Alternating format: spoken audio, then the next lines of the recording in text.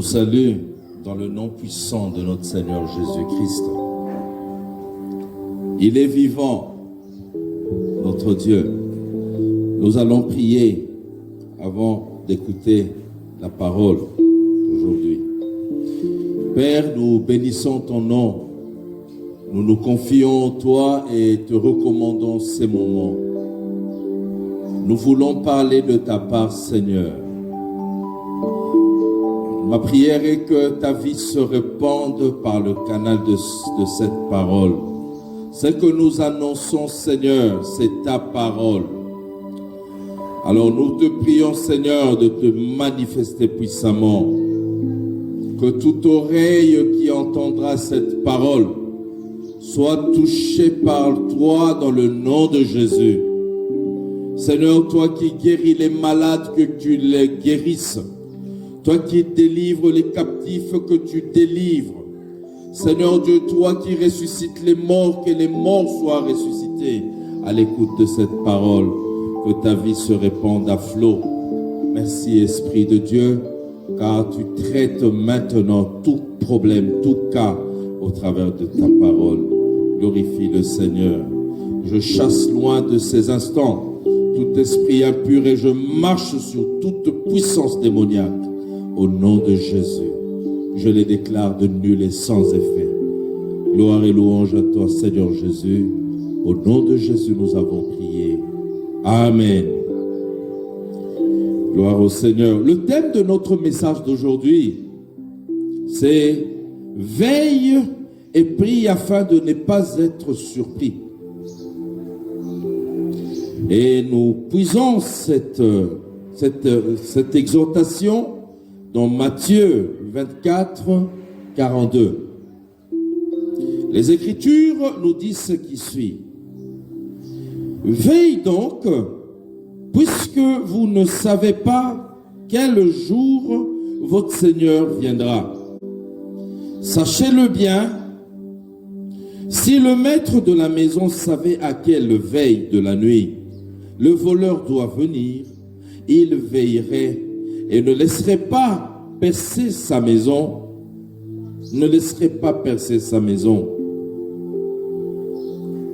Dieu nous a créés pour un but, bien-aimés. Il n'est pas mort en vain. Le sacrifice que Dieu a fait de son Fils unique, il ne l'a pas fait en vain. Il l'a fait pour le rachat, pour payer le prix qu'il fallait pour que toi tu sois sauvé. Et je te prie, s'il te plaît, ne laisse pas passer cette opportunité. Ce sacrifice-là, toi tu n'as pas payé ton sang pour cela. L'Éternel Dieu a payé pour que toi tu sois sauvé. Ne rate pas cette occasion. Ne rate pas, bien-aimé.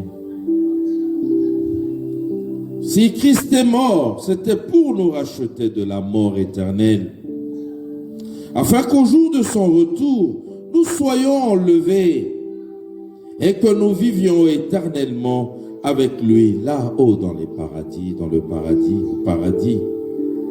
Il a dit qu'il est allé nous préparer une place. Cette place-là, il est allé préparer pour toi et moi. Le Seigneur veut que toi, tu ailles avec lui là, toi qui m'écoutes maintenant. Mais tu vois comment tu es en train de marcher, comment tu trempes de temps à autre dans des compromis. Le temps est largement avancé. Nous sommes à quelle heure? Nous sommes à la dernière heure. Le Fils de l'homme revient bientôt nous prendre. Mais j'aimerais te dire, veille pour que tu ne sois pas surpris. Je me tourne vers toi qui n'as pas encore donné ta vie au Seigneur. Si pour celui qui a déjà reçu Christ, je lui dis de veiller, à toi qu'est-ce que je dirais? Hâte-toi, viens. Repends-toi, donne ta vie à Jésus. la vie que tu mènes ne glorifie pas le Seigneur. Repends-toi, reçois, accepte Jésus dans ta vie comme ton seul sauveur et Seigneur. Ainsi, tu bénéficieras toi aussi de la grâce qui est la nôtre. Dans cette quête, dans cette marche, quand je fais appel à dire à tout le monde de dire que nous devons veiller, que devons-nous faire pour ne pas échouer dans cette mission? Il y a deux choses à faire: veiller et prier. Tu dois veiller et prier. Ne laisse pas un peu de temps derrière cela. Veille-y pour ne pas échouer au but, pour atteindre le but. Quand nous serons là aux cieux avec le Seigneur, nous nous réjouirons. Pour toi qui as déjà donné ta vie à Jésus, ça sera une grande joie. Et toi aussi qui donnes au Seigneur ta vie, parce qu'il n'est pas encore tard. Pour ne pas échouer, il faut veiller et prier. Notre premier point, c'est veiller.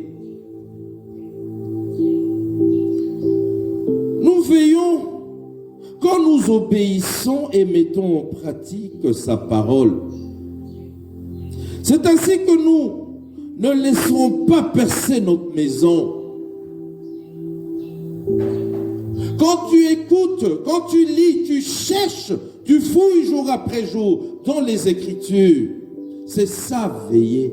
Et après avoir fouillé ce que tu as lu, tu pries, tu ploies les genoux, demander la grâce du Seigneur pour des points qui seront difficiles pour toi, afin que le Seigneur t'aide à pouvoir les mettre en pratique. L'obéissance, cette obéissance-là, c'est celle qui nous permet de veiller. C'est celle qui nous permet de veiller. Quand nous veillons, quand nous lisons la parole, quand nous obéissons à ce qu'elle nous dit, c'est ainsi que nous saurons quand l'ennemi est en train de forer un coin de notre maison, nous serons vigilants. Tu sauras aller dans ce coin-là lui dire au nom de Jésus. Et ta vie sera intacte devant le Seigneur. Le Saint-Esprit sera toujours en toi. Et quand le Seigneur reviendra, et nous serons enlevés. Tu seras toi aussi enlevé. C'est ça, bien-aimé. C'est donner, veiller, c'est donner des coups au voleur. Quand il voudra entrer chez toi, le voleur, c'est le diable, c'est le Satan. Faire échouer ses plans, dont le but est de nous faire rater la vie éternelle. Quand il fourbira contre toi des plans mauvais, quand il mettra des pièges au-devant de toi, toi si tu es là à l'écoute du Seigneur par le truchement de sa parole, tu vas la lire, tu la mets en pratique, tu sauras qu'il veut entrer par là. Tu lui donneras un coup au nom de Jésus. Veille, bien-aimé. Veille. Dans Matthieu 7, 24 à 25, il est écrit: c'est pourquoi quiconque entend ces paroles que je dis et les met en pratique sera semblable à un homme prudent qui a bâti sa maison sur le roc.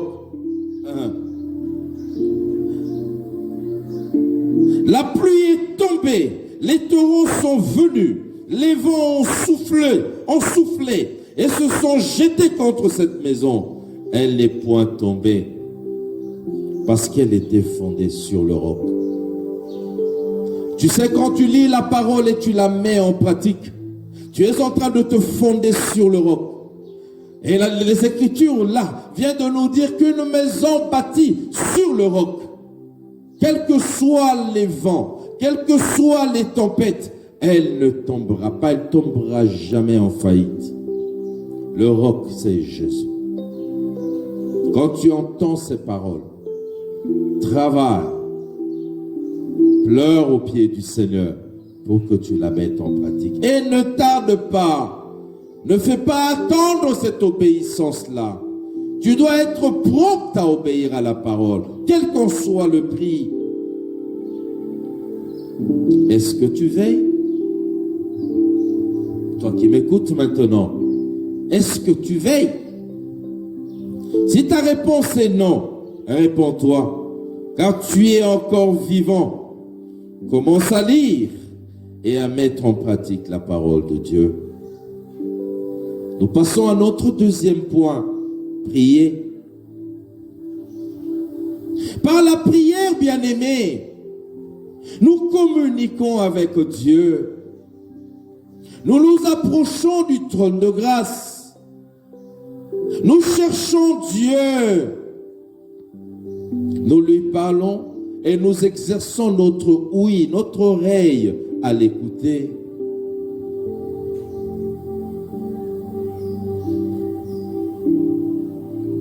Elle nous permet de garder l'atmosphère du ciel. En y veillant, le retour de Jésus ne va pas nous surprendre. En aucun cas, bien-aimé. Celui qui prie tous les jours, qui passe beaucoup de temps, évite des prières flash. Aie ton temps à toi où tu plonges dans la présence du Seigneur. Où tu adores le Seigneur. Où tu le loues.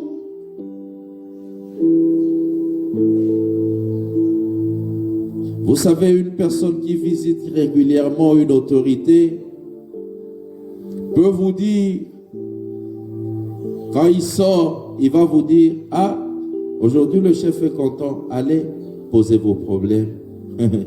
Il connaît l'atmosphère, il connaît comment se porte le chef. Et c'est pareil avec à celui qui prie, qui passe son temps à chercher Dieu dans la prière, dans le jeûne. Il entretient sa relation, sa communication avec le ciel n'aura pas de brouillard. Il veillera à ce que le péché soit loin de lui, car le péché vient mettre une séparation, nous disent les Écritures. Ésaïe 59, verset 1er. Non, la main de l'Éternel n'est pas trop courte pour nous guérir, pour nous sauver. Ce sont nos péchés. C'est le péché qui vient mettre le brouillard. Mais celui qui s'exerce à demeurer dans la présence sainte du Seigneur, c'est d'une pierre deux coups. Au même moment, tu t'exerces à vivre loin du péché. Il faut développer l'amour de la sainteté, l'amour de la prière, l'amour de la présence du Seigneur. C'est ainsi que tu auras la haine du péché. Ainsi, le retour du Seigneur ne peut pas te surprendre. Tout est en train de se mettre en place pour la dernière heure, pour le règne de l'Antéchrist. Toi, enfant de Dieu, l'heure est grave. Veille et prie. Pour conclure, bien-aimés, nous ne vivons pas éternellement sur cette terre. Un jour va venir. Un jour arrivera où le Seigneur, notre Maître, où Jésus-Christ reviendra pour prendre ses enfants.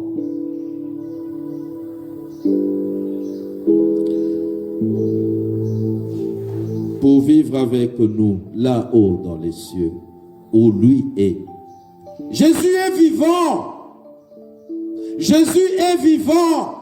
C'est lui qui a créé les cieux et la terre. Nous attendons son avènement.